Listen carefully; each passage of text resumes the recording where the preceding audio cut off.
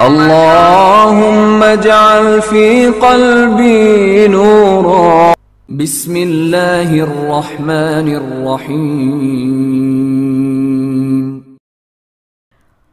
الیس میں مصنع بن حارثہ پریشانی اور اضطراب کے عالم میں کبھی کمرے میں جا کر لیٹ جاتے، کبھی اٹھ کر ٹہلنے لگتے، باہر نکل آتے اور بار بار اپنے ماتھے کو ہتھیلی سے رگڑتے، اور جب ان کے پہلو کا زخم درد کرنے لگتا تو پھر کمرے میں جا کر لیٹ جاتے۔ آخر انہوں نے دربان کو بلا کر کہا کہ پہلے طبیب کو لے آئے، پھر اشعر بن اسامہ کو لائے۔ طبیب قریب ہی تھا، دوڑا آیا۔ اپنے زخم کی بات کرنے سے پہلے انہوں نے طبیب سے صہیب ثقفی کے متعلق پوچھا۔ معجزہ ہو گیا ہے ابن حارثہ، طبیب نے کہا۔ اس کے جسم میں خون تو رہا نہیں تھا، الحمدللہ خون کی کمی پوری ہو رہی ہے اور زخم بھی مل رہے ہیں۔ پاؤں کی ایک ہڈی ٹوٹ گئی تھی، وہ جوڑ تو دی ہے لیکن ٹھیک ہوتے وقت لگے گی۔ وہ لڑکی جو اسے لائی تھی ہر وقت اس کے پاس بیٹھی رہتی ہے۔ اللہ نے اس مجاہد کو زندہ رکھنے کا معجزہ دکھایا ہے، مصنع نے کہا۔ مجھے امید ہے کہ وہ اللہ کے ہاتھوں معجزہ کرائے گا۔ میں نے آپ کو اس لیے بلایا ہے کہ آئندہ آپ مجھے یہ نہیں کہیں گے کہ میں آرام کروں۔ اگر میں اپنے اس زخم کو چاٹنے بیٹھ گیا تو سلطنت اسلامیہ کو ایسا زخم آئے گا کہ سنبھلنا ناممکن ہو جائے گا۔ آپ بزرگ ہیں، آپ سمجھتے ہوں گے کہ آتش پرست مدائن میں آرام سے نہیں بیٹھے ہوں گے۔ انہوں نے ہمیں جسر میں جو نقصان پہنچایا ہے اس سے وہ پورا فائدہ اٹھائیں گے۔ وہ کسی بھی دن حملہ کر دیں گے، ان کے ساتھ ہاتھی بھی ہوں گے، اور ان کے پاس تازہ دم فوج کی بھی کمی نہیں۔ میں بہت پریشان ہوں۔ اللہ مدد کرے گا ابن حارثہ، طبیب نے کہا۔ دل چھوٹا نہ کر، امیر المؤمنین کو اطلاع دے اور کمک منگوا لے۔ کمک آتے آتے 2 چاند طلوع اور غروب ہو جائیں گے، مصنع نے کہا۔ کمک اکٹھی کرتے بھی دن لگیں گے۔ اگر فارسیوں نے پہلے ہی حملہ کر دیا تو ہمیں یہاں سے نکلنا پڑے گا۔ محترم بزرگ، میں اکیلا رہ گیا ہوں، میرے ساتھی سالار اور نائب شہید ہو گئے ہیں، صحابہ کرام بھی شہید ہو گئے، کوئی نہیں رہا جس سے مشورہ لوں۔ میں فارس کی زمین سے ایک بالشت بھی پیچھے نہیں ہٹنا چاہتا۔ ایک تو امیر المؤمنین کو لکھ کہ کمک فوراً بھیجیں، طبیب نے کہا، اور اپنی طرف سے اپنے تمام قبیلوں کے سرداروں کو پیغام بھیج کہ محاذ بہت کمزور ہو گیا ہے، آدمی بھیجو، مایوس نہ ہو مصنع۔ مصنع بن حارثہ کو تنہائی پریشان کر رہی تھی۔ ان کے ساتھ کوئی تجربے کار سالار نہیں رہ گیا تھا۔ مجاہدین کے پاس جوش اور جذبہ تھا، وہ بے جگری سے لڑ سکتے تھے، لیکن قیادت کے لیے جنگی فہم و فراست کی ضرورت تھی۔ وہ اس لحاظ سے کمزور تھی کہ مصنع کا کوئی ساتھی نہ تھا۔ طبیب چلا گیا تو اشعر بن اسامہ آ گیا۔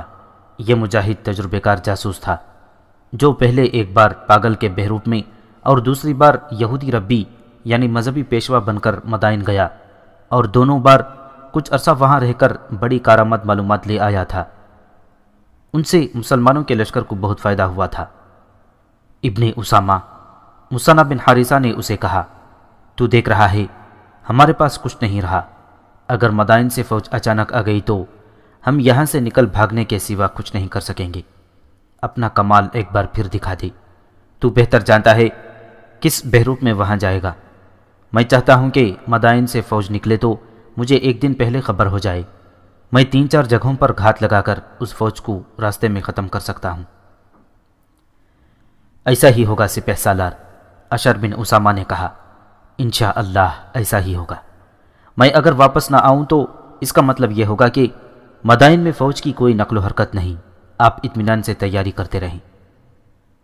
مصنع بن حارثہ نے امیر المؤمنین حضرت عمر رضی اللہ تعالیٰ عنہ کے نام پیغام لکھوایا، جس میں زیادہ سے زیادہ کمک کی درخواست تھی، اور لکھا کہ کمک نہ پہنچنے کا نتیجہ اس کے سوا اور کچھ نہ ہوگا کہ ہمیں فارس سے جانیں بچا کر نکلنا پڑے گا، اور اگر مقابلہ کیا تو ہم میں سے کوئی ایک بھی زندہ نہیں رہے گا۔ امیر المؤمنین کو جسر کی لڑائی، اپنی تباہی اور پسپائی کی ہر ایک بات سنانا۔ مصنع بن حارثہ نے قاصد سے کہا، یہ بھی بتانا کہ ہم نے الیس میں اپنی شکست کا انتقام تو لے لیا ہے، لیکن 3000 کی نفری سے ہم کب تک اتنی بڑی فوج کا مقابلہ کر سکیں گے، اور راستے میں بہت کم رکنا، جتنی جلدی پہنچ سکو اتنا ہی بہتر ہے، حالات تمہارے سامنے ہیں۔ قاصد کو رخصت کر کے مصنع بن حارثہ نے اپنے لشکر میں مختلف قبائل کے ایک ایک ایسے آدمی کو بلایا جو قبیلے کا سردار تھا یا قبیلے سے پراسر حیثیت رکھتا تھا۔ ان سب کو مصنع نے کہا کہ صورتحال ان کے سامنے ہے، ہر میدان میں فتح حاصل کرتے کرتے مدائن کے قریب پہنچ گئے تو ایسی شکست ہوئی کہ اس سرزمین پر ٹھہرنا محال ہو گیا، اور یہ تمہاری بزدلی نہیں تھی۔ مصنع نے کہا، میں نے تمہیں پسپا کرایا تھا، اور یہ سپہ سالار ابو عبید کی غلطی تھی جس کی سزا تم سب کو ملی۔ تم نے ہاتھیوں کا مقابلہ کیا اور تمام ہاتھیوں کو اگلی لڑائیوں کے لیے بیکار کر دیا۔ میں نے امیر المؤمنین کو پیغام بھیج دیا ہے، میں نے لکھا ہے کہ جو مجاہدین پیچھے ہٹ آئے تھے وہ بھاگ کر نہیں آئے۔ میرے رفیقوں، اگر ہمیں ایسی ایک اور شکست ہوئی تو تم میں سے بہت سے مارے جائیں گے، اور جو زندہ رہیں گے وہ باقی عمر آتش پرستوں کی غلامی میں ان کی جوتیاں چاٹتے گزاریں گے۔ اور اپنے ان بھائیوں کی طرف بھی دیکھو جو رومیوں پر غالب آ کر شام کو سلطنت اسلامیہ میں شامل کر چکے ہیں، کیا وہ ہمیں بزدل نہیں کہیں گے؟ اپنے قبیلوں میں جاؤ اور لوگوں کو بتاؤ کہ تم ہماری مدد کو نہ آئے تو عرب کی مقدس سرزمین پر آتش پرستوں کی بادشاہی ہوگی، اور پھر تم جانتے ہو کہ اس کا نتیجہ کیا ہوگا۔ ہم اللہ اور رسول اللہ صلی اللہ علیہ وسلم کے مجرم ہوں گے۔ مصنع بن حارثہ نے قبیلوں کے ان سرکردہ افراد کو مشتعل کر کے ان کے قبیلوں کو بھیج دیا۔ مصنع نے محسوس کیا کہ الیس محفوظ مقام نہیں۔ انہوں نے اپنے لشکر کو ایک روز سباخ کی طرف کوچ کا حکم دیا۔ سباخ خفان اور قادسیہ کے درمیان ایک مقام تھا جو عراق اور عرب کی سرحد کے قریب تھا۔ مصنع بن حارثہ کا قاصد جو مدینہ کو روانہ ہوا تھا وہ تیز جا رہا تھا۔ اسے اور مصنع کو بھی معلوم نہ تھا کہ امیر المؤمنین کو پہلے ہی پتہ چل چکا ہے کہ مصنع کے لشکر پر کیا بیتی ہے۔ محاذ سے بھاگ کر آنے والوں میں عبداللہ بن زید سب سے پہلے امیر المؤمنین کے پاس پہنچا اور انہیں معرکہ جسر کے واقعات سنا چکا تھا۔ حضرت عمر رضی اللہ تعالیٰ عنہ کی جذباتی حالت یہ تھی کہ ایک طرف وہ محاذ سے بھاگ کر آنے والوں کے لیے سراپا لطف و کرم اور مجسم شفقت تھے، اور ان کے ساتھ ہی ان کے عتاب اور اضطراب کا یہ عالم کہ آرام ترک کر دیا اور ایک ہی سودا سوار ہو گیا کہ اس شکست کو بہت جلد فتح میں بدلنا ہے۔ حضرت عمر نے انتظامی امور اور انقلابی اصلاحات میں شہرت پائی تھی۔ انہوں نے خلافت کے تمام امور اور مسائل کو الگ رکھ دیا اور قبائل کے سرداروں کو اپنے ہاں اس مقصد کے لیے بلوا لیا کہ مصنع کو کمک دینے کے لیے زیادہ سے زیادہ آدمی دیں۔ سب سے پہلے آدمی جو حضرت عمر کے پاس آیا وہ بنو بجبیلہ کا ایک سرکردہ فرد جریر بن عبداللہ تھا۔ حضرت عمر نے اسے عراق کے محاذ کی صورتحال سے آگاہ کیا، پھر کہا کہ وہ محاذ کے لیے آدمی دے۔ جریر بن عبداللہ نے ایک سیاسی مسئلہ پیدا کر دیا جو یہ تھا کہ بنو بجبیلہ کے لوگ چھوٹے چھوٹے قبائل میں بکھرے ہوئے تھے۔ جریر نے رسول اللہ صلی اللہ علیہ وسلم کی زندگی میں آپ صلی اللہ علیہ وسلم کے سامنے یہ مسئلہ پیش کیا تھا۔ بنو بجبیلہ کے تمام قبیلوں کو یکجا کر کے ان کا ایک سردار مقرر کیا جائے۔ آن حضور صلی اللہ علیہ وسلم کی زندگی نے وفا نہ کی۔ اس کے بعد فتنہ ارتداد شروع ہو گیا۔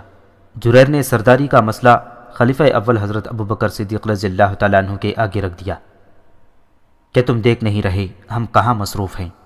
حضرت ابوبکر صدیق رضی اللہ تعالیٰ عنہ نے جریر بن عبداللہ سے کہا تھا، ہم رومیوں اور فارسیوں سے ٹکر لے بیٹھے تھے کہ مرتدین نے ہمارے لیے ایک اور مسئلہ پیدا کر دیا ہے اور تم اپنی سرداری کا مسئلہ لے کر آ گئے ہو۔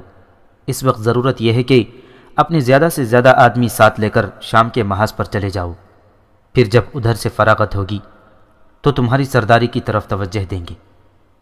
جریر بن عبداللہ صاف ٹال گیا تھا۔ اب حضرت عمر رضی اللہ تعالیٰ عنہ نے اسے بلا کر کہا کہ عراق کے محاذ کے لیے کمک دو، تو اس نے پھر وہی مسئلہ امیر المؤمنین کے آگے رکھ دیا۔ حضرت عمر نے اسی وقت اپنی انتظامیہ کے عمال کو تحریری حکم نامہ بھیج دیا کہ بنو بجبیلہ کے تمام قبائل کو یکجا کر دیا گیا ہے، اس لیے اس کے کسی قبیلے کی کوئی حیثیت نہیں رہی، اور جریر بن عبداللہ بنو بجبیلہ کا سردار ہے۔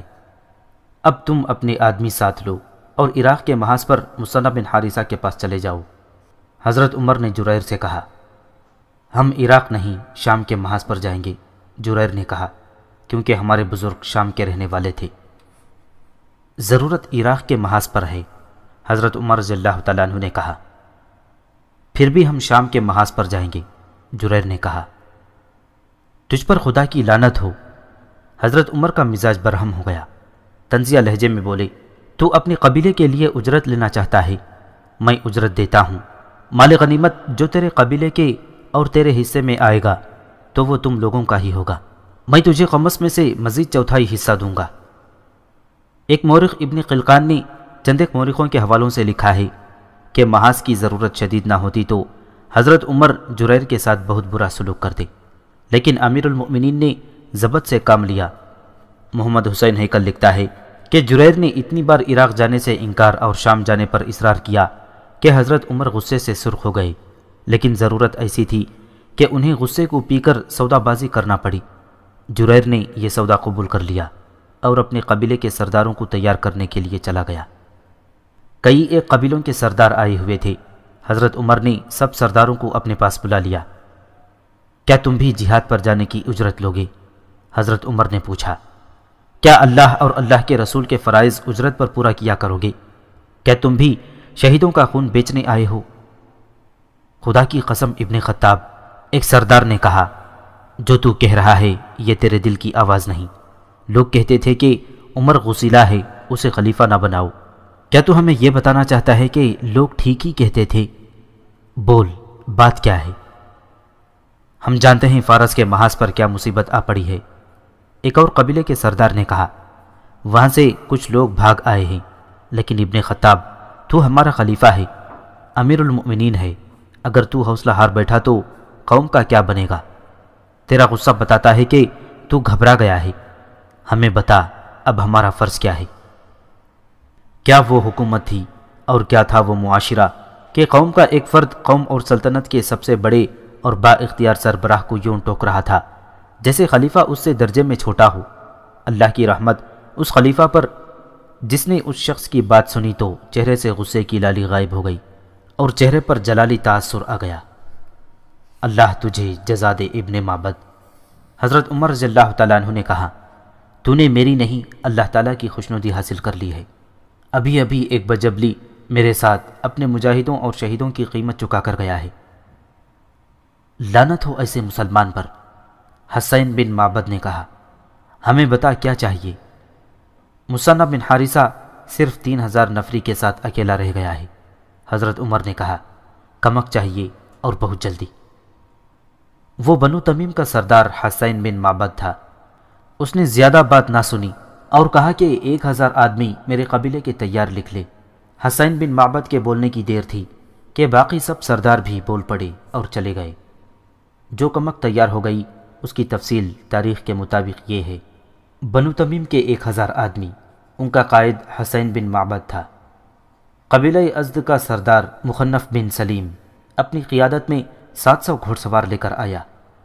حاتم تائی کا بیٹا سب سے زیادہ پیادہ اور گھوڑ سوار لایا۔ کسی بھی مورخ نے تعداد نہیں لکھی۔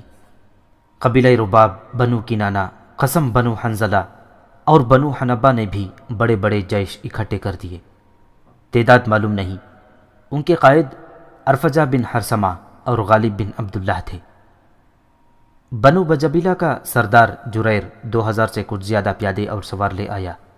اللہ کی راہ میں لڑنے والوں کی مدد اللہ ہی کیا کرتا ہے۔ عراق کے محاذ پر جانے کا جوش اور ولولہ ایسا پھیلا کہ 2 عیسائی قبائل بنو نمر اور بنو تغلب کے بھی 2 سردار حضرت عمر کی خدمت میں پہنچے۔ ایک انس بن ہلال تھا اور دوسرا ابن مروہ۔ امیر المؤمنین، ان دونوں میں سے ایک سردار نے کہا، اگر مذہب کی پابندی نہ ہوتی تو ہم بھی آپ کے ساتھ ہیں۔ ہم عرب کے باشندے ہیں۔ آج عرب اور عجم کا مقابلہ ہے۔ ہم عرب کی ناموس پر مر مٹنے کو تیار ہیں۔ مذہب کی کوئی پابندی نہیں۔ حضرت عمر نے کہا، تم ہمارے بھائی ہو، اللہ تمہیں اس کا اجر دے گا۔ مورخ ولیم اسکاٹ نے لکھا ہے کہ ان عیسائیوں میں مسلمانوں جیسا ہی جذبہ تھا، کیونکہ عرب کے تمام قبیلوں نے اپنے آدمی دیے تھے، اس لیے عیسائی سرداروں نے سوچا کہ وہ اس سلسلے میں خاموش رہے تو مسلمان انہیں اپنا ہمدرد نہیں سمجھیں گے۔ چنانچہ انہوں نے محاذ پر بھیجنے کے لیے جو آدمی دیے، ان کی صحیح تعداد کسی بھی تاریخ میں نہیں ملتی۔ سب نے تعداد ہزاروں میں لکھی ہے۔ اس تعداد میں اکثریت گھڑ سواروں کی تھی۔ یہ لا تعداد بلکہ بے شمار کمک عراق کے محاذ کو روانہ کر دی گئی۔ جب مصنف بن حارثہ کا قاصد مدینہ پہنچا، اس وقت یہ کمک روانہ ہو گئی تھی۔ ادھر مصنف بن حارثہ نے عرب کے ان قبیلوں کے سرداروں کی طرف اپنے آدمی بھیج دیے تھے جو عرب کی سرحد کے ساتھ ساتھ رہتے تھے۔ ان قبیلوں نے بھی لبیک کہہ کر اچھی خاصی نفری روانہ کر دی تھی۔ یہاں قابل ذکر بات یہ ہے کہ جب کمک عراق کے محاذ کو جا رہی تھی تو وہ تمام آدمی جو جسر کے معرکے سے بھاگ آئے اور شرم کے مارے ادھر ادھر چھپ گئے تھے، وہ سب کے سب باہر آئے اور کمک کے پیچھے پیچھے چل پڑے۔ وہ ندامت اور خفت سے اور گناہ کے احساس سے نجات حاصل کرنے کے لیے محاذ کو جا رہے تھے۔ ان کی تعداد 1000 سے کم نہیں اور 2000 سے زیادہ نہیں تھی۔ ان میں ابو شداد بھی تھا جو نہ جانے کہاں چھپا رہا تھا، اور اس کا بیٹا پہلے ہی اپنے قبیلے کے مجاہدین کے ساتھ جا رہا تھا۔ اسے معلوم نہیں تھا کہ اس کا باپ بھی پیچھے پیچھے آ رہا ہے۔ مدائن میں یہودیوں کا ایک مذہبی پیشوا شہر سے نکلا۔ وہ چندانوں والی تسبیح ہاتھ میں لیے چلا جا رہا تھا۔ ایک گھڑ سوار کہیں سے شہر کی طرف آ رہا تھا۔ سوار یہودی تھا، اس لیے اس نے اپنے مذہب کے پیشوا کے قریب آ کر احتراماً گھوڑا روک لیا اور گھوڑے سے اتر کر پیشوا سے ہاتھ ملایا۔ پیشوا نے اس سے پوچھا کہ وہ کہاں سے آ رہا ہے۔ قادسیہ سے آ رہا ہوں ربی محترم، یہودی نے جواب دیا۔ قادسیہ، پیشوا نے کہا، پھر تو تم نے مسلمانوں کی فوج کو دیکھا ہوگا۔ دیکھا ہے، وہ تو بہت تھوڑے رہ گئے تھے، پیشوا نے کہا، ابھی بھاگے نہیں۔ تھوڑے کہاں ربی، یہودی نے کہا، انہیں اتنی زیادہ کمک مل گئی ہے جس کا کچھ حساب نہیں۔ اتنی زیادہ کمک؟ پیشوا نے حیرت سے کہا، یہ تو بہت برا ہوا۔ ہماری ملکہ اور جرنیلوں نے اتنا بھی نہ کیا کہ اس علاقے میں اپنے مخبر اور جاسوس بھیج دیتے۔ اب مسلمان سیدھے مدائن پر آئیں گے۔ میں ہوں مخبر محترم ربی، یہودی نے کہا، میں یہی خبر دینے آیا ہوں۔ ہاں ہاں، یہودی پیشوا نے کہا، جلدی پہنچو اور رستم کو بتاؤ۔ یہودی اپنے گھوڑے کی طرف مڑا۔ مذہبی پیشوا نے اپنے چوغے کے اندر ہاتھ ڈال کر یہودی کو ذرا رکنے کو کہا۔ یہودی اپنی ربی کی طرف مڑا تو ربی کے ہاتھ میں خنجر تھا۔ یہودی پریشان ہو گیا۔ اسے معلوم نہیں تھا کہ یہ مذہبی پیشوا بلکہ مسلمانوں کا جاسوس اشر بن اسامہ ہے۔ اشر نے یہودی پر خنجر کا وار کیا۔ یہودی بھی تربیت یافتہ اور پھرتیلا تھا، وہ وار بچا گیا اور اس کے ساتھ ہی اس نے تلوار نکال لی۔ وہ دونوں شہر کے دروازے سے دور نہیں تھے، لوگ آ جا رہے تھے۔ انہوں نے دیکھا کہ ایک آدمی یہودیوں کے مذہبی پیشوا سے لڑ رہا ہے۔ وہ ان کی طرف آئے تو یہودی نے شور مچایا کہ یہ ربی نہیں، مسلمانوں کا جاسوس ہے۔ اشر بن اسامہ یہودی کے گھوڑے کی طرف دوڑا، اچھل کر گھوڑے پر سوار ہو گیا اور ایڑ لگا دی۔ یہودی رستم کے پاس گیا اور اسے بتایا کہ مسلمانوں کا ایک بہت بڑا لشکر سباخ کے مقام پر جمع ہو گیا ہے۔ رستم کو توقع نہیں تھی کہ مسلمان اتنی جلدی تیار ہو جائیں گے۔ معرکہ جسر کو پورا 1 سال گزر گیا تھا۔ رستم ملکہ فارس کے پاس گیا، اپنے جرنیلوں کو بلایا اور ان سب نے فیصلہ کیا کہ مہران فوج لے کر جائے اور اس سے پہلے کہ مسلمان مدائن کی طرف پیش قدمی کریں انہیں ویسی ہی شکست دے جیسی بہمن جادویہ اور جالینوس نے انہیں جسر کی لڑائی میں دی تھی۔ مہران کا پورا نام مہران بن مہرویہ ہمدانی تھا۔ جوانی میں وہ عرب کے کسی علاقے میں رہا تھا اور اس نے لڑنے کا اور میدان جنگ میں قیادت کا فن عربوں سے سیکھا تھا۔ تاریخ کے مطابق پران اور رستم نے اسے کہا تھا کہ عربوں کے لڑنے کے طور طریقوں سے تم واقف ہو، اس لیے تم انہیں آسانی سے شکست دے سکو گے۔ مہران جو فوج لے کر مدائن سے نکلا تھا، اس کی تعداد کسی مورخ نے نہیں لکھی۔ علامہ شبلی نعمانی نے لکھا ہے کہ اس کے گھڑ سواروں کی تعداد 12,000 تھی۔ ہاتھیوں کی تعداد سینکڑوں میں لکھی گئی ہے، پیادوں کی تعداد بھی نہیں لکھی گئی۔ مدائن سے فارس کی فوج نکل رہی تھی جب اشر بن اسامہ مثنہ بن حارثہ کے پاس پہنچا اور اسے بتایا کہ ایک یہودی جاسوس نے مدائن اطلاع دے دی ہے کہ مسلمانوں کا بہت بڑا لشکر تیار ہو گیا ہے۔ اشر نے مثنہ کو بتایا کہ اس یہودی کے ساتھ اس کا کس طرح آمنا سامنا ہو گیا تھا۔ مثنہ بن حارثہ کو پہلو کا زخم پریشان کرنے لگا، وہ آرام نہیں کرتے تھے۔ طبیب اور جراح نے انہیں کئی بار خبر کر دیا تھا کہ زخم خراب ہو گیا تو یہ پھیپڑے کو لے بیٹھے گا اور یہ حالت مہلک بھی ہو سکتی ہے، لیکن مثنہ کے ذہن پر جسر کی شکست سوار تھی۔ اب انہیں اتنی کمک مل گئی تھی جتنی انہوں نے کبھی توقع بھی نہیں کی تھی۔ ان کے چہرے پر جلالی تاثر تھا اور بھاگم بھاگ مختلف قبیلوں سے آئے ہوئے آدمیوں کو منظم کر رہے تھے۔ اور سالار اور ان کے نائب بھی مقرر کر رہے تھے۔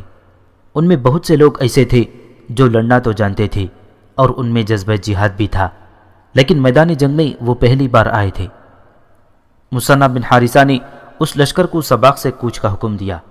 انہوں نے اس جگہ کو لڑائی کے لیے موزوں نہیں سمجھا تھا۔ شمال مغرب کی طرف دریائے فرات والے کنارے پر بویب کے مقام کو بہتر سمجھا تھا۔ بویب تقریباً اس جگہ واقع تھا جہاں آج کل کوفہ آباد ہے۔ مثنى اپنے لشکر کو وہاں لے گئے اور اسے تیاری کی حالت میں رکھا۔ دوسرے دن مدائن کی فوج بویب کے بالمقابل کنارے پر پہنچ گئی۔ کیا شان تھی اس فوج کی! آگے ہاتھی تھے جن کے پہلوؤں سے چمکتی ہوئی آہنی زنجیریں لٹک رہی تھیں۔ ان کے ساتھ بڑے سائز کی گھنٹیاں تھیں جو بڑی زور سے بجتی تھی۔ اوپر خوشنما ہودے تھے جن میں تیر انداز اور برچیاں پھینکنے والے کھڑے تھے۔ ہاتھیوں کے ماتھوں اور سونڈوں کے آگے ٹین کی چادریں چڑھی ہوئی تھیں۔ گھڑ سواروں کی تو شان ہی نرالی تھی۔ وہ باقاعدہ تنخواہ دار فوج تھی، اس لیے سب کا لباس ایک جیسا اور ان کے ہاتھوں میں برچیاں بھی ایک جیسی تھیں۔ ان کے سروں پر آہنی خودیں بھی ایک جیسی ساخت اور ایک ہی رنگ کی تھیں۔ اس فوج کا کمانڈر مہران دریا کے کنارے پر آیا اور ایک قاصد کو کشتیوں کے پل سے مسلمانوں کی طرف بھیجا۔ مثنى بن حارثہ نے آگے ہو کر اس سے پوچھا کہ وہ کیوں آیا ہے۔ ہمارے کمانڈر اعلیٰ مہران پوچھتے ہیں کہ تم دریا عبور کر کے ادھر آتے ہو یا ہم آئیں؟ قاصد نے کہا تم اس طرف آؤ۔ مثنى بن حارثہ نے کہا اور اپنے کمانڈر اعلیٰ سے کہنا کہ جب تک تم دریا پار کر کے اپنی فوج کو ترتیب میں کھڑا نہیں کر لو گے ہم حملہ نہیں کریں گے۔ اتنی زیادہ فوج تھوڑی سی دیر میں تو دریا عبور نہیں کر سکتی تھی۔ مثنى نے اپنے لشکر کو دور پیچھے ہٹا لیا تاکہ فارسیوں کو شک نہ ہو کہ ان پر حملہ کر دیا جائے گا، جس طرح انہوں نے جسر کی لڑائی میں کیا تھا۔ مثنى بن حارثہ ابو عبید والی غلطی نہیں کرنا چاہتے تھے کہ دشمن نے مشتعل کیا اور دریا کے پار چلے گئے۔ حضرت عمر نے مثنى کو ہدایت بھیجی تھی کہ جب تک فتح مکمل نہ ہو جائے دریا کے پار نہ جانا۔ آدھے سے زیادہ دن گزر چکا تھا۔ شام تک فارس کی فوج پل سے گزرتی ادھر آ رہی تھی۔ اگلے روز فجر کی نماز کے بعد فوراً مثنى بن حارثہ نے اپنے لشکر کو ترتیب میں کھڑا کیا۔ قلب کے دستوں کو انہوں نے اپنی کمان میں رکھا، دائیں پہلو کے دستوں کو مزور کو اور بائیں پہلو کی کمان پرن سیر کو دی۔ پیادہ دستوں کا سالار مسعود کو اور سوار دستوں کا سالار عاصم کو مقرر کیا۔ محفوظے کا کمانڈر اسما تھا۔ لشکر کے ہر حصے کے پاس ایک ایک علم تھا۔ ولیم سکاٹ ابن خلقان اور بلازرے لکھتے ہیں کہ مثنى بن حارثہ کا چہرہ بتا رہا تھا کہ 1 سال گزر جانے کے باوجود ان کے پہلو کا زخم ٹھیک نہیں ہوا بلکہ خراب ہو گیا تھا اور وہ درد محسوس کر رہے تھے، لیکن باتوں اور حرکتوں سے ظاہر ہوتا تھا جیسے جسمانی طور پر وہ بالکل ٹھیک ہوں۔ انہوں نے اپنے لشکر کو ترتیب میں کھڑا کر کے ایک سرے سے دوسرے سرے تک نگاہ دوڑائی اور لشکر کے ایک سرے تک چلے گئے۔ وہاں سے گھوڑا آہستہ آہستہ چلایا۔ وہ لشکر کے ہر حصے کے علم کے پاس رکتے اور بلند آواز سے کہتے، عرب کے بہادروں، خدا کی قسم مجھے یقین ہے کہ تم عرب کی شجاعت اور وقار پر بدنامی کا دھبا نہیں لگنے دو گے۔ آج کے دن مجھے اپنے لیے وہی چیز پسند ہے جو تم سب کے لیے پسند ہے۔ جسر کا معرکہ 1 سال پہلے رمضان المبارک کے مہینے میں لڑا گیا تھا۔ اب پھر رمضان المبارک کا مہینہ 14 ہجری 635 عیسوی کا تھا۔ محمد حسین ہیکل نے لکھا ہے کہ مثنى بن حارثہ نے پورے لشکر کے آگے سے گزر کر سامنے جا گھوڑا روکا اور اپنی مخصوص گرجدار آواز میں لشکر سے کہا، تم سب روزے سے ہو۔ روزہ مزاج میں نرمی اور جسم میں کمزوری پیدا کرتا ہے۔ آج بڑی ہی سخت لڑائی ہوگی۔ تم دشمن کی تعداد اور اس کی قوت کو دیکھ لو۔ اگر روزہ افطار کر لو تو بہتر ہے۔ اتنی طاقتور اور کثیر تعداد دشمن کے مقابلے میں تمہارے جسموں میں طاقت آ جائے گی۔ تمام کے تمام لشکر نے روزہ افطار کر لیا۔ سب کے پاس کھانے کا کچھ نہ کچھ سامان تھا اور جس کے پاس کچھ نہیں تھا اسے ساتھیوں نے دے دیا۔ مثنى بن حارثہ نے فارسی لشکر کی طرف دیکھا، وہ بھی ترتیب میں آ گیا تھا۔ اس کے بھی 3 حصے تھے جو سامنے کھڑے تھے اور ان کے پیچھے محفوظہ کے دستے تھے۔ ہر حصے کے آگے ہاتھی کھڑے تھے۔ مثنى اپنے لشکر کو آخری ہدایت دے رہے تھے کہ اچانک فارس کی فوج سے شور اٹھا۔ مسلمانوں کے لشکر میں بے چینی نظر آنے لگی۔ وہ عرب جنہوں نے پہلے کبھی ہاتھی نہیں دیکھا تھا کچھ زیادہ ہی بے چین ہوئے جا رہے تھے۔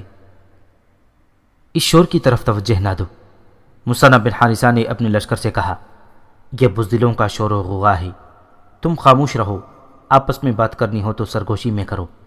اسلام اور عرب کے محافظوں، ہاتھیوں سے نہ ڈرنا، ان کے ہودوں کی رسیاں کاٹ دینا، ان کی سونڈیں کاٹنے کی کوشش کرنا۔ فارس کی فوج کا قلب آہستہ آہستہ آگے بڑھ رہا تھا۔ مسلمانوں کے ہاں یہ رواج تھا کہ حملے سے پہلے سپہ سالار 3 بار تکبیر کا نعرہ لگاتا ہے۔ پہلے نعرے پر دستے تیار ہو جاتے ہیں، دوسرے نعرے پر وہ ہتھیار تان لیتے ہیں اور تیسرے نعرے پر حملہ کر دیتے ہیں۔ مصنع نے فارسیوں کو آگے بڑھتے دیکھا تو نعرہ لگایا، اللہ اکبر۔ فارسی جنرلوں کو مسلمانوں کا یہ طریقہ معلوم تھا کیونکہ وہ مسلمانوں سے کئی لڑائیاں لڑ چکے تھے۔ مصنع نے ابھی پہلا نعرہ لگایا تھا کہ جس پر مجاہدین تیار ہو گئے۔ تیسرے نعرے پر انہوں نے حملہ کرنا تھا لیکن فارسیوں نے پہلے ہی نعرے پر مسلمانوں پر حملہ کر دیا۔ حملہ ان کے قلب کے دستوں نے کیا تھا۔ پہلے بیان ہو چکا ہے کہ مسلمانوں کے لشکر میں زیادہ تر وہ لوگ تھے جن میں جوش اور جذبہ تو بھرپور تھا اور وہ بلا کے تیغ زن اور شہ سوار تھے، لیکن میدان جنگ میں ایک کمانڈر کے تحت ترتیب اور تنظیم سے لڑنے کا انہیں تجربہ نہ تھا۔ حملہ آور فارسی ابھی دور تھے، دونوں فوجوں کے درمیان فاصلہ زیادہ تھا۔ مورخوں نے لکھا ہے کہ بنو اجل کے لوگ جوش میں آ گئے اور اپنی ترتیب توڑ کر فارسیوں کا حملہ روکنے کے لیے نعرے لگاتے ہوئے آگے چلے گئے۔ علامہ شبلی نعمانی بلازری اور طبری کے حوالوں سے لکھتے ہیں کہ مصنع بن حارثہ نے یہ حال دیکھا تو وہ پریشان ہو گئے۔ انہوں نے اپنا نیچے والا ہونٹ دانتوں میں دبا لیا، پھر قاصد سے کہا، یہ بنو اجل کے لوگ ہیں، دوڑو اور ان کے سرداروں سے کہو کہ امیر لشکر سلام کہتا ہے اور اس نے کہا ہے کہ اسلام کو یوں رسوا نہ کرو، اپنی جگہ پر رہو۔ سپہ سالار کے قاصد میدان جنگ میں پیغام رسانی کا تجربہ اور خصوصی مہارت رکھتے تھے۔ قاصد گھوڑا دوڑاتا بنو اجل کے سردار تک پہنچا اور اسے مصنع کا پیغام دیا۔ سردار نے اپنے ان 1000-1500 آدمیوں پر قابو پا لیا اور انہیں اس جگہ لے گیا جہاں انہیں ترتیب میں کھڑا کیا گیا تھا۔ اس کے ساتھ ہی مصنع نے دوسری بار اللہ اکبر کا نعرہ لگایا۔ چونکہ فارسی حملہ آور دستے قریب آ گئے تھے اس لیے مصنع نے تیسرا نعرہ بغیر وقفے کے لگا دیا۔ مجاہدین کے وہ جیش جنہیں پہلے حملے کے لیے پہلے ہی بتا دیا گیا تھا بڑے جوش و خروش اور جذبے سے آگے بڑھے اور فارسیوں کو روک لیا۔ بڑا ہی گھمسان کا رن پڑا۔ ان مجاہدین میں وہ بھی تھے جو جسر کے میدان سے بھاگ کر اپنے گھروں کو چلے گئے تھے اور وہ بھی تھے جو وہ معرکہ لڑے تھے اور زندہ واپس آ گئے تھے۔ ان سب میں انتقام کی آگ بھری ہوئی تھی۔ ان کو ثابت کرنا تھا کہ وہ بزدل نہیں ہیں۔ خطرہ ہاتھیوں کا تھا جو آگے تھے۔ جسر میں جو مجاہدین تھے انہوں نے جسر والا ہی طریقہ اختیار کیا اور ہودوں کی رسیاں کاٹ کر ان کے سواروں کو گرا کر ہلاک اور زخمی کرنے لگے۔ اس کوشش میں کچھ ہاتھیوں کے نیچے بھی گرے اور زخمی یا شہید ہوئے۔ فارس کے ہاتھی فارسیوں کے لیے مصیبت بن گئے۔ اس سے دوسرا فائدہ یہ ہوا کہ عرب کے جن مسلمانوں نے پہلی بار ہاتھی دیکھے تھے وہ ان سے ڈر رہے تھے۔ ان کے دلوں سے ڈر اتر گیا اور وہ ہاتھیوں پر ٹوٹ پڑنے لگے تھے۔ مصنع بن حارثہ نے دیکھا کہ فارسیوں کے لشکر کی نفری ان کے اپنے لشکر سے کئی گنا زیادہ ہے اور سوار دستے تو بہت ہی زیادہ ہیں، تو انہوں نے فارسیوں کے قلب پر شدید حملہ کرنے کا فیصلہ کیا۔ انہوں نے 2 عیسائی سرداروں انس بن ہلال نمری اور ابن مروہ الفہر تغلبی کو اپنے پاس بلا لیا۔ تم میرے ہم مذہب نہیں ہو، مصنع بن حارثہ نے ان دونوں سے کہا، مگر یہ لڑائی عرب اور ارجم کی ہے۔ خدا کی قسم تم عرب کی آن پر جانے قربان کرنے سے گریز نہیں کرو گے۔ مذہب کی بات نہ کر ابن حارثہ، ابن ہلال نے کہا، عرب کی بات کر اور ہمیں کچھ پتا۔ میں دشمن کے قلب پر حملہ کر رہا ہوں، مصنع نے کہا۔ ان کا سالار اعلیٰ مہران وہیں ہے، میں اسے گرانے کی کوشش کروں گا۔ وہ گر پڑا تو دیکھنا کیا ہوگا، ان کا سارا لشکر بھاگ اٹھے گا۔ تم دونوں اپنے آدمیوں کے ساتھ میرے دائیں اور بائیں رہنا، اور جب میں بحران کے حفاظتی دستے پر حملہ کروں تو تم دائیں اور بائیں سے حملہ کر دینا۔ مصنع نے قلب کے دستوں سے مہران کے قلب پر حملہ کر دیا۔ مہران شاہی جرنیل تھا، اس کے ارد گرد گھڑسوار محافظوں اور ہاتھیوں کے قلعے جیسا حصار تھا۔ مہران کو مارنا اور اس کا پرچم گرانا بظاہر ناممکن تھا۔ مثنیٰ کا حملہ اتنا شدید اور جذبے سے اتنا بھرپور تھا کہ مہران کا حفاظتی حصار تو نہ ٹوٹا، لیکن اس حصار کو مثنیٰ اور ان کے عیسائی ساتھی دھکیلتے ہوئے فارسیوں کے دائیں پہلو کے اندر لے گئے۔ اس سے فارسیوں کے دائیں پہلو کی ترتیب ٹوٹ گئی۔ کسی اور فارسی جرنیل نے لکھا ہے کہ مسلمانوں نے مہران کو بڑے خطرناک گھیرے میں لے لیا تو اس نے قلب کے دستوں سے مسلمانوں پر حملہ کر دیا۔ دونوں فوجوں کے قلب کا تصادم ہولناک تھا۔ تاریخ نویس ولیم اسکاٹ اور کچھ حوالوں سے محمد حسین ہیکل لکھتے ہیں کہ ہاتھیوں اور گھوڑوں نے اتنی گرد اڑائی کہ فریقین کو بھی پتہ نہیں چلتا تھا کہ کون کہاں ہے اور لڑائی میں کس کو بالادستی حاصل ہو رہی ہے۔ مثنیٰ نے اپنے تجربے کی بنا پر اپنے دستوں کو پیچھے ہٹانا شروع کر دیا۔ انہوں نے دیکھا کہ فارسیوں کا دایاں پہلو بے ترتیب ہو گیا ہے اور ان کا قلب اثر نو یکجا ہو رہا ہے۔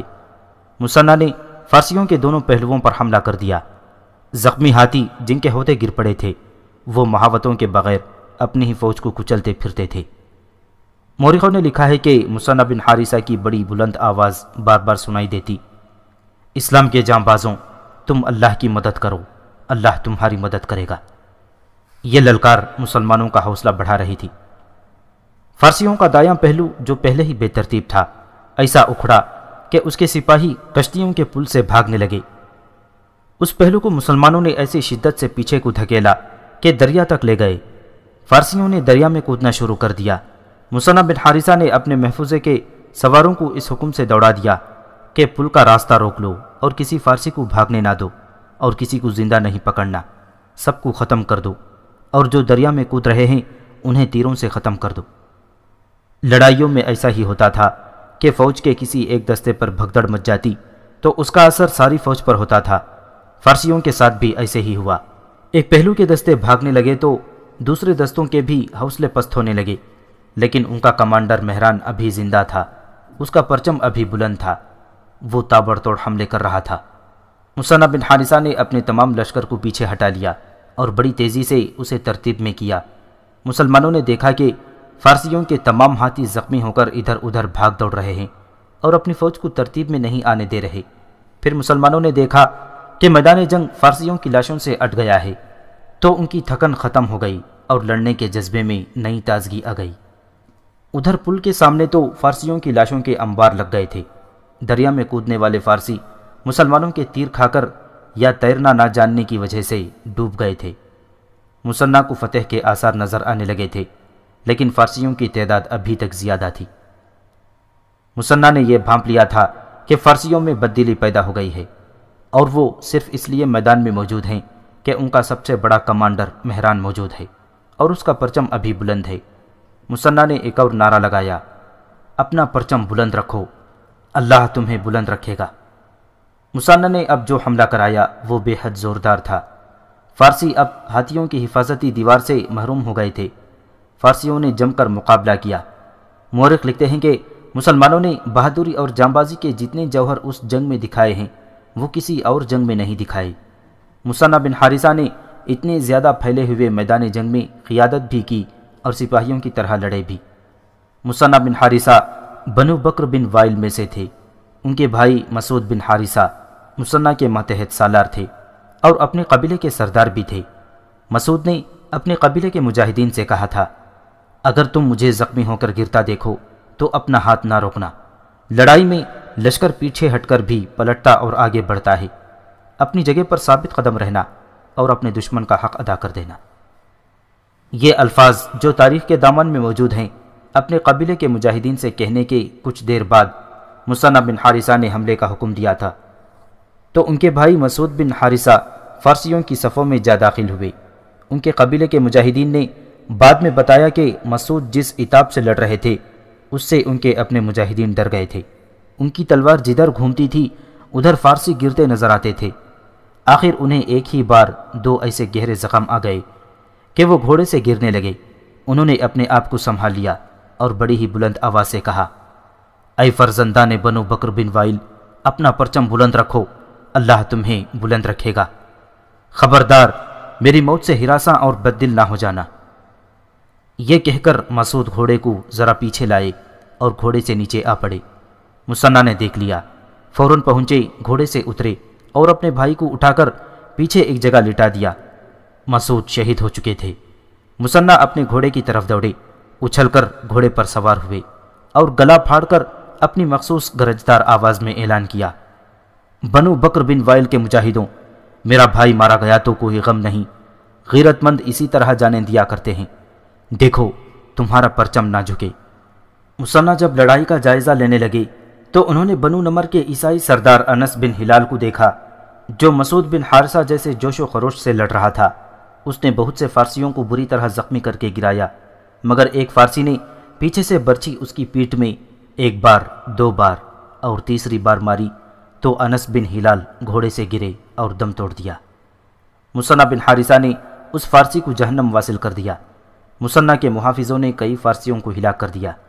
مثنیٰ گھوڑے سے اترے، ان کے محافظ ان کے ارد گرد رہے۔ مثنیٰ نے جس طرح اپنے بھائی کی لاش احترام اور پیار سے اٹھائی تھی، ویسے ہی پیار اور تعظیم سے انس بن ہلال کو بھی اٹھایا اور پیچھے جا کر اپنے بھائی کی لاش کے بالکل ساتھ لٹا دیا۔ تب مثنیٰ نے دیکھا کہ انس بن ہلال بھی اپنی جان آفرین کے سپرد کر چکا تھا۔ میدان جنگ بہت پھیل گیا تھا۔ تاریخ کا سب سے زیادہ ہیبت ناک کشت و خون ہو رہا تھا اور صاف دکھائی دے رہا تھا کہ فارسی فوج کی جارحیت ختم ہو چکی ہے اور یہ فوج فرد فرد ہو کر بکھر رہی ہے۔ ہر فارسی اپنی جان بچا کر بھاگنے کے لیے لڑ رہا تھا۔ فارسیوں کو شدید اور خون ریز دباؤ سے دریا تک پہنچا دیا گیا تھا۔ ان کی پسپائی کے لیے پیچھے زمین ختم ہو چکی تھی۔ وہ دریا میں کودنے سے گھبرا رہے تھے۔ وہاں بھی موت تھی۔ پل کو مجاہدین نے بند کر رکھا تھا۔ مہران کا پرچم ابھی بلند تھا۔ مثنیٰ بن حارثہ حکم دے رہے تھے کہ کسی فارسی کو زندہ نہ چھوڑا جائے۔ اتنے میں مہران کا پرچم گر پڑا اور مہران اپنے گھوڑے سے گر کر مر گیا۔ ایک بڑی ہی بلند للکار سنائی دی، میں ہوں بنو تغلب کا جوان جس نے عجم کے سالار کو قتل کر دیا۔ عیسائی قبیلے بنو تغلب کا یہ جوان مہران کے گھوڑے پر چڑھ بیٹھا اور میدان جنگ میں گھوڑا دوڑاتے ہوئے اعلان کرتا رہا کہ میں نے عجم کے سالار کو قتل کر دیا ہے۔ کسی بھی مورخ نے اس عیسائی کا نام نہیں لکھا۔ ہر مورخ نے یہ واقعہ اسی طرح لکھا ہے جو اوپر بیان ہوا۔ فارس کا پرچم نہیں گرے گا۔ یہ کوئی فارسی سردار تھا جس نے اپنا پرچم پھر اوپر کر دیا تھا۔ فوراً بعد ایک اور للکار سنائی دی، فارس کا پرچم نہیں اٹھے گا۔ یہ ایک مجاہد تھا جس نے اس فارسی سردار کو قتل اور اس کے ہاتھ سے پرچم چھین لیا تھا اور اسے زمین پر گھسیٹتا گھوڑا دوڑا رہا تھا۔ اس نے اعلان کیا، میں ہوں صہیب بن ثقفی، یہ لو پرچم۔ اس نے مثنیٰ کے قریب آ کر فارس کا پرچم اس کے قدموں میں پھینک دیا۔ اس کے بعد جو ہوا وہ فارس کی منتشر فوج کا قتل عام تھا۔ مورخوں نے لکھا ہے کہ شاید ہی کوئی فارسی اس لڑائی سے زندہ نکلا ہوگا۔ عرب کے 100 غازی ایسے تھے جنہوں نے 10 فارسیوں کو ہلاک کیا تھا، اس لیے اسے معرکہ بویب کم اور یوم الاعشار زیادہ لکھتے ہیں۔ ان 100 کے سوا باقی عربوں نے 5 سے لے کر 9 فارسیوں کو ہلاک کیا تھا۔ رات کو بھی مسلمان اور عیسائی فارسیوں کو کاٹتے رہے۔ محمد حسین ہیکل نے مستند حوالوں سے لکھا ہے کہ تقریباً 1 لاکھ فارسی، جن میں ان کے جرنیل اور دیگر تمام افسر بھی شامل تھے، مارے گئے تھے۔ عربوں نے اپنے ساتھیوں کی لاشیں اٹھا کر دفن کر دی تھیں۔ فارسیوں کی لاشیں گدھوں، بھیڑیوں، گیدڑوں کے سوا اٹھانے والا کوئی نہ تھا۔ تاریخ بتاتی ہے کہ بڑی لمبی مدت تک فارسیوں کی ہڈیاں وہیں پڑی رہیں اور پھر گزرتے وقت اور زمانے کی اڑتی مٹی میں دب گئیں۔ مثنیٰ بن حارثہ نے بویب کی لڑائی ختم ہونے کے بعد اپنے سالاروں اور سرداروں کی محفل میں کہا تھا، میں اسلام قبول کرنے سے پہلے اجمیوں کے خلاف کئی بار لڑا ہوں۔ اس وقت 100 اجمی 1000 عربوں پر بھاری ہوتے تھے۔ اسلام قبول کرنے کے بعد اب 100 عرب 1000 اجمیوں پر بھاری ہیں۔ اللہ نے فارسیوں کا رعب زائل کر دیا ہے۔ تم ان کے نمائشی دبدبے، لمبی برچھیوں اور اپنے سے کئی گنا زیادہ فوج سے ڈر نہ جانا۔ ان سے محروم ہوتے ہی وہ ان چوپایوں کی مانند ہو جاتے ہیں جنہیں تم جہاں چاہو ہانک کر لے جا سکتے ہو۔ مستند تاریخوں میں لکھا ہے کہ لڑائی ختم ہونے کے بعد مثنیٰ بن حارثہ اپنے بھائی مسعود اور عیسائی سردار انس بن ہلال کی لاشوں سے باری باری لپٹ کر بے تحاشا روئے تھے۔ مثنیٰ بن حارثہ اپنے بھائی مسعود اور عیسائی سردار انس بن ہلال کی لاشوں پر روتے روتے نڈھال سے ہونے لگے تو ایک سالار نے آگے بڑھ کر انہیں اٹھایا اور اپنے گلے لگا لیا۔ خدا کی قسم، مثنی بن حارثہ نے کہا، یہ سوچ کر میرے غم میں کمی آ جاتی ہے کہ یہ دونوں بویب کے معرکے میں لڑے ہیں، ثابت قدم رہے ہیں، اور ان دونوں نے شجاعت کے مظاہرے کیے، خوفزدہ نہیں ہوئے، بزدلی نہیں دکھائی، اور شہید ہوئے، اور شہادت گناہوں کا کفارہ ہوتی ہے۔ مثنی کے ارد گرد قبیلوں کے سرداروں اور دیگر مجاہدین اکٹھے ہو گئے تھے۔ کہاں ہے وہ عیسائی شیر جس نے فارس کے سپہ سالار مہران کو قتل کیا ہے؟ مثنی بن حارثہ نے کہا، اور کہاں ہے وہ مجاہد جس نے فارس کے ایک سردار کو قتل کر کے مہران کا گر کر اٹھا ہوا پرچم لا کر میرے آگے پھینکا تھا؟ بنو تغلب کے ایک جوان اور صہیب ثقفی کو فوراً بلایا گیا۔ مثنی بن حارثہ نے دونوں کو باری باری گلے لگایا۔ اے عرب کے شیر، مثنی بن حارثہ نے عیسائی جوان سے کہا، اگر میرا مذہب اجازت دیتا تو میں تمہیں جاگیر انعام میں دے دیتا۔ تم نے فارس کے سپہ سالار کو قتل نہیں کیا، تم نے فارس کے غرور اور تکبر کا سر کاٹ دیا ہے۔ اسلام جاگیریں بخشنے کی اجازت نہیں دیتا۔ یہ زمین اللہ کی ہے اور اللہ کا حکم ہے کہ اس زمین پر اللہ کے ہر بندے کا مساوی حق ہے۔ تمہارے اور اپنے مذہب کے ساتھ مجھے کوئی دلچسپی نہیں اے سپہ سالار، عیسائی جوان نے کہا۔ میں نے عرب کی ناموس کی خاطر اپنی جان داؤ پر لگائی تھی۔ میں اجمیوں کا یہ طعنہ برداشت نہیں کر سکتا کہ عربی بزدل ہوتے ہیں۔ خدا کی قسم، تم انعام کے حقدار ہو۔ مثنی نے کہا، مہران کا گھوڑا تمہارے پاس ہے، یہ تمہارا ہے۔ جاؤ، مہران کی تلوار اور اس کے جسم سے جو چیز اچھی لگے وہ لے لو، یہ تمہارا ذاتی مال غنیمت ہوگا۔ باقی مال غنیمت سے تمہیں الگ حصہ ملے گا۔ مہران کی تلوار پر تمہاری آنے والی نسلیں بھی فخر کرتی رہیں گی۔ اور تم، مثنی صہیب ثقفی سے مخاطب ہوئے، تمہارا کارنامہ معمولی نہیں۔ تمہارا نام؟ صہیب ابن القدر ثقفی۔ اوہ، مثنی کو یاد آ گیا، کیا تم وہ نہیں جسے اس علاقے کی ایک لڑکی زخمی حالت میں لائی تھی؟ میں وہی ہوں سپہ سالار، صہیب ثقفی نے جواب دیا۔ تم تو بہت زخمی تھے، مثنی نے کہا۔ پرانی بات ہو گئی ہے سپہ سالار، صہیب ثقفی نے جواب دیا۔ پاؤں کی ہڈی ٹوٹ گئی تھی، یہ ابھی ٹھیک نہیں ہوئی۔ رکاب میں پاؤں رکھ لیتا ہوں، لیکن اس پاؤں سے گھوڑے کو ایڑ نہیں لگتی، ایڑ دوسرے پاؤں سے لگاتا ہوں۔ جس فارسی سردار کو تم نے قتل کر کے مہران کا پرچم گرایا اور مجھے دیا تھا، اس کی تلوار، دیگر چیزیں اور گھوڑا تم لے لو۔ مثنی نے اسے کہا اور پوچھا، اس لڑکی کے ساتھ تمہاری شادی ہو گئی؟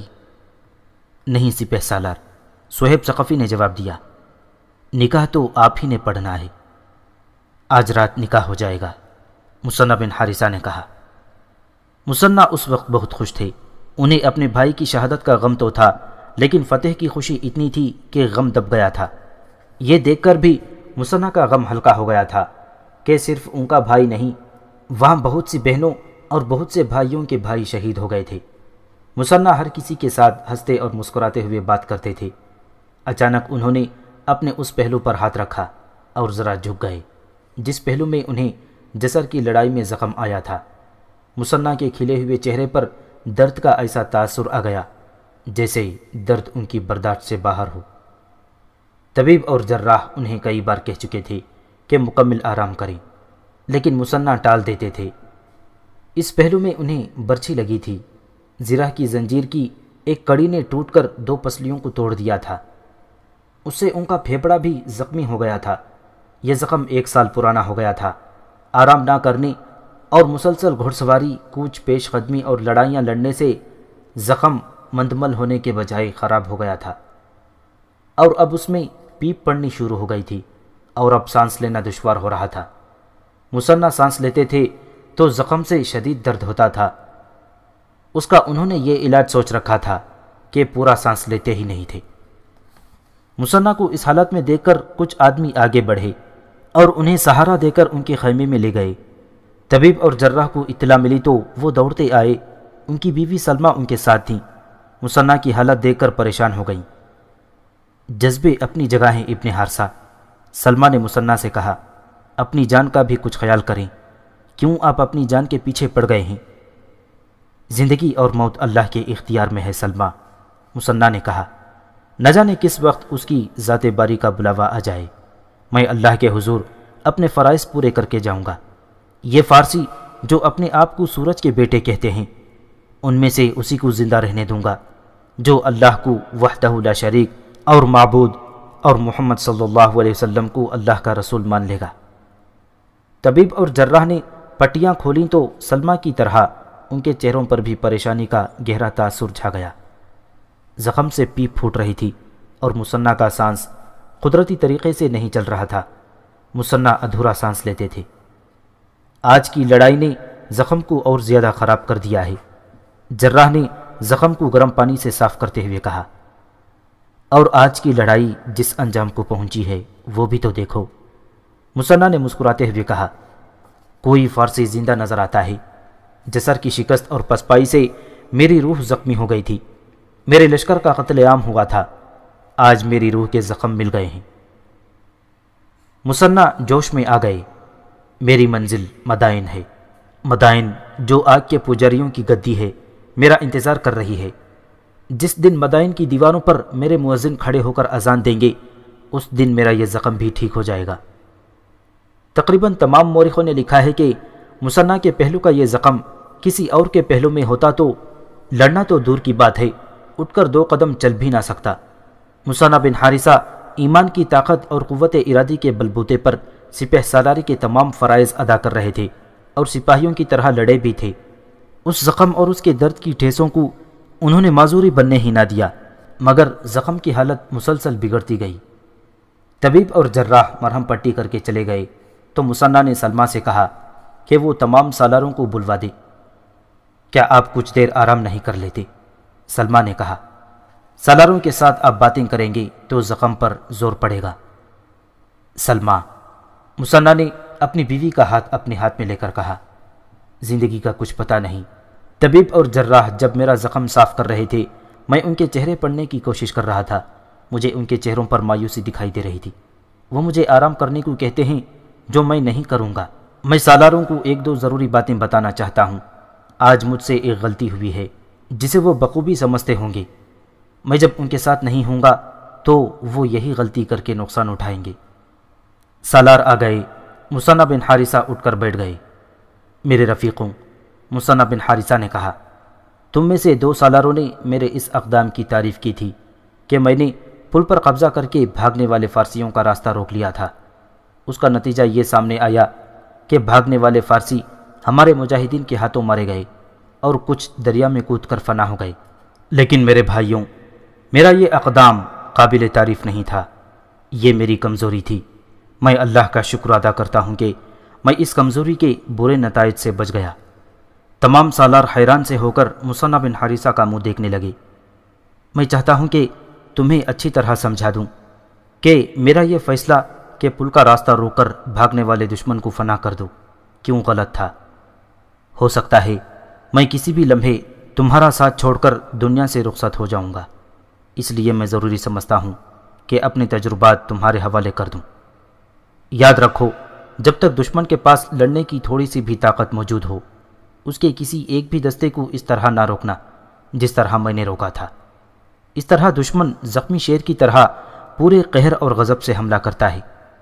کیا تم نے دیکھا نہیں تھا کہ میں نے فارسیوں کو پل تک جانے سے روک دیا اور مجاہدین نے انہیں گھیر کر کاٹنا شروع کر دیا، تو مہران فارسی نے اپنے دوسرے دستوں سے جو ابھی زیادہ نہیں لڑے تھے، ہر طرف سے ہم پر حملہ کرا دیا تھا۔ تم نے یہ بھی دیکھا ہوگا کہ فارسی پہلے سے زیادہ جام بازی سے لڑے تھے، اور خدا کی قسم مجھے یہ خطرہ نظر آنے لگا تھا کہ ہم شکست کھا جائیں گے۔ یہ تو اللہ کا کرم تھا کہ ہم جیت گئے۔ میں اپنی غلطی کا اعتراف کرتا ہوں۔ تم میں سے کبھی کوئی ایسی غلطی نہ کر بیٹھے۔ دشمن کو بھاگنے سے اس وقت روکو اور مارو جب دیکھو کہ اس کا دم ختم ہو چکا ہو اور اب وہ گرنے والا ہو۔ 3 مورخوں نے کچھ اس قسم کا خیال ظاہر کیا ہے جیسے مصنع کو محسوس ہونے لگا تھا کہ وہ زیادہ عرصہ زندہ نہیں رہ سکیں گے۔ انہوں نے سالاروں کو اسی وقت احکام دینے شروع کر دیے۔ مال غنیمت بہت تیزی سے اکٹھا کیا جائے، مصنع نے حکم دیا، اور اس کی تقسیم ایک دن میں ہو جائے۔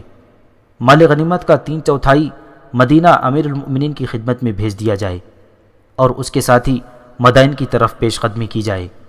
مدائن کے بالمقابل سابات ایک مقام ہے، یہ ہماری منزل ہے۔ شہیدوں کی لاشیں فوراً اٹھا کر ایک جگہ رکھ دی جائیں۔ کل فجر کی نماز کے بعد جنازہ پڑھا جائے گا اور انہیں اسی میدان میں دفن